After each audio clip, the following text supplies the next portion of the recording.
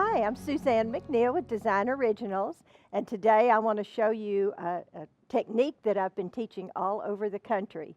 So this is called Zentangle, and I'm going to get started just so you can see what's going on, and then I'll tell you a little bit about Zentangle. So here are a few finished projects. It's a beautiful drawing process, but so relaxing, almost meditative. So the basic concept is that I have a little piece of paper, a nice paper tile, and I'm going to put my anchor dots in each corner, and then I'm going to simply connect those dots. With Zentangle, you don't need a ruler or eraser because there are no straight lines and nothing to erase when you get to the finish. So then I'm going to make what's called a string. This can be almost any shape, but basically I'm just dividing that space into sections. And then in each, I might just add one over here for fun. You can see it's not an exact science. So now I'm going to start filling in the tangles. And the first one I'm going to do, if you look here, you see each section has a different tangle in it. So the first one I'm going to do, I'm going to just walk around the edges of this section with my Micron Black 01 pen. This is the best pen to start with.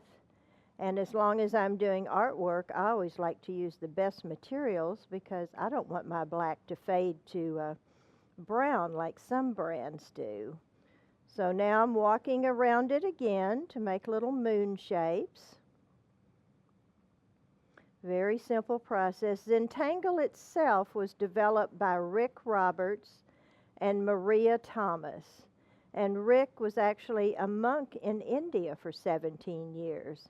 Hence the name Zen. He's very interested in meditation, relaxation, calmness. So he helped name the Zentangle. Maria is actually a famous calligrapher. And she even did Catherine Zeta-Jones' wedding invitations all by hand.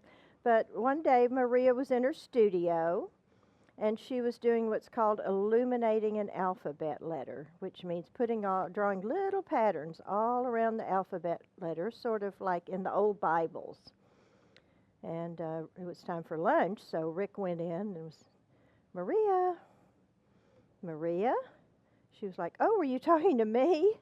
He's like, yes, that's interesting. You are almost in a meditative Zen trance. And so they ate lunch, and they were talking about it later, and Rick said, well, that was so interesting. You know, maybe other people would like to learn to relax and reduce the stress in their lives at the same time that they're creating something beautiful. So they started developing the process of Zentangle. So now, as you can see, I'm just going around and coloring in those spaces. And you might wonder, well, where do I get all these patterns? Well, of course, I could make them up, and I do that, but here are a couple books that might aid you. Like here's the pattern I'm doing now, and here are some more patterns. I might show you some of these. You can see how many different items you can actually do with Zentangle, even t-shirts and shoes, little journals, and in each one of these books there is an index at the back that shows all the tangles that are in this particular book. So the basics is a good one to start with, and then number 2, or just keep going. There's different ones in each one. So now I'm just going to show you a few more tangles, maybe in a little faster motion. This one's sort of a grid, and then I'll start filling different shapes in. So I'd just like for you to just relax and sort of watch me do a few of these patterns.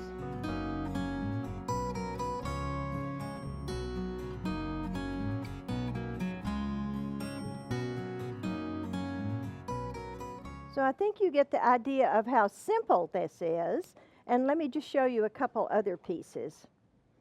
I've started these. These are actually postcards that I'm going to send to my friends. So this was so interesting to do. And then here's another one, and I've started coloring this one in. So Zentangle has so many variations. You'll want to check out my long DVD of Zentangle in watercolor also.